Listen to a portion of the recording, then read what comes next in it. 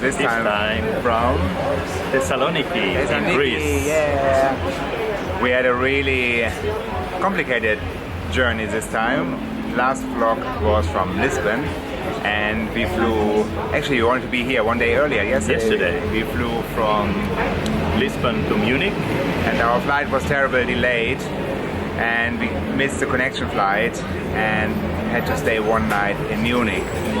And there were no hotels anymore available. It was not planned, total nightmare. And then we had to go downtown to Munich. We finally got a hotel room, which was super expensive. Super small, 10 square meters. Anyway, we survived.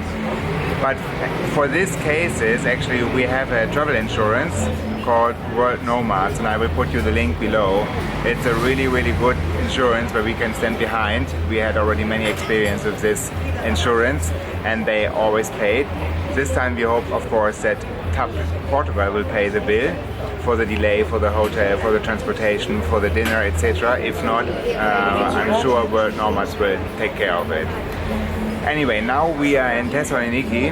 We are a little bit tired because we only slept 5 hours last night, and unfortunately half of the day is already gone. So we are going to put the 2 days we have left in Thessaloniki together in one vlog. Yes. Exactly. So let's not talk a lot and let's start the tour. We are starting, of course, with a good Greek coffee. We are in Blue Cup Coffee Roasters, which is supposed to be one of the best coffees in town. And Martin tasted already the coffee?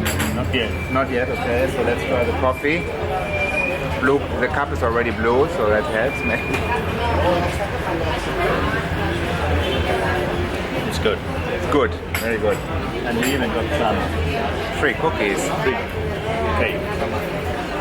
Let's explore Thessaloniki. We are actually near the Plaza Katuni, and in this area, which is also close to the seafront, there are a lot of restaurants, bars, cocktail bars, cafes, coffees, where we just were to get some energy. And now we found a little restaurant. We might go there tonight. We are now on our way to the most visited point probably of Thessaloniki, and that's the White Tower, which is on the seafront.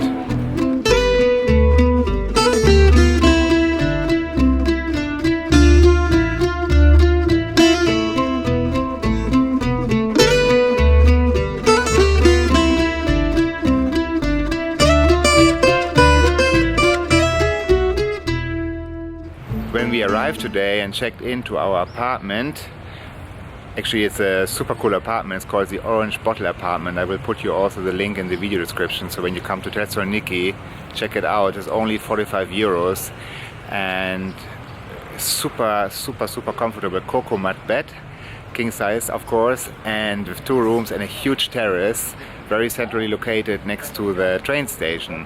Anyway, I asked the owner how it's going and with the economy, etc., because you know in the past Greece had a lot of problems with the economy, and he said that it's slowly going better, but the cost of living is very high and the salaries are really low. So many Greek people have actually 2 jobs so they can survive in a way. So you can see it also when you walk through the streets that many houses are still broken or run down and shops are still closed. But I would also say there's a little bit more optimistic feeling since we have been here last time, so that's already a good sign.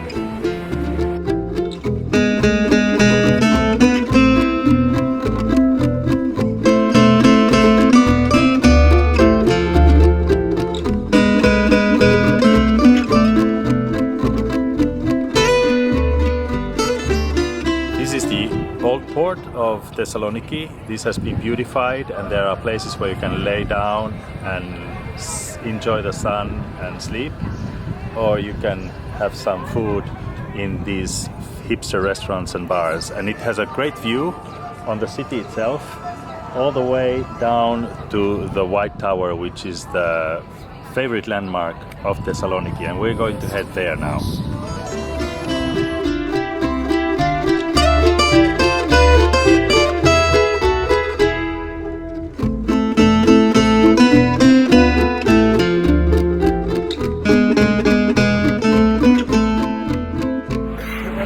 waterfront in Thessaloniki you have uncountable bars and restaurants where you can have a drink and enjoy the beautiful view to the sea in the evening. And there are also a lot of beautiful old buildings like this one here and many more in between the new not so beautiful architecture. And you have the nice sea breeze and the smell from the sea, so it's very pleasant to walk here and probably even more interesting in the evening. Probably the most iconic landmark of Thessaloniki is the White Tower. It's located at the end of the seafront promenade, and it has a height of 34 meters and has quite a bloody past. There has been a lot of prisons and slaughterings and things like that happening in there, so at the end they painted it white to forget the bad past of it. And nobody really knows when it's been built. They think it's on the 13th century, but there's no real certitude about that. We are now inside the White Tower, and all the way up it's 96 steps. And the steps are very long and the ceiling is very low. Good exercise for your butt.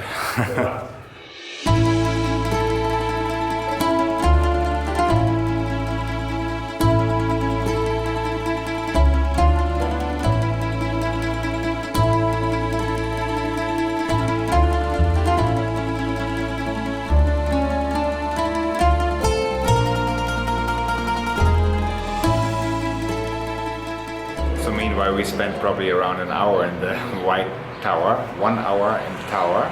That's even a poem. And the tower has actually 6 floors, and on each floor you have an exhibition level, and you get an audio guide for free. Entrance is €4 actually. Languages are available: German, English, French, and Russian. And it's very, very interesting because it's a lot of history about the city, about the people who are living here, about monuments in the city, about culture, about food of the city. So there's been a lot going on here, I tell you. So it's probably a good point, the White Tower, to start your tour through Thessaloniki to get a better understanding for the city and get a whole picture of the city.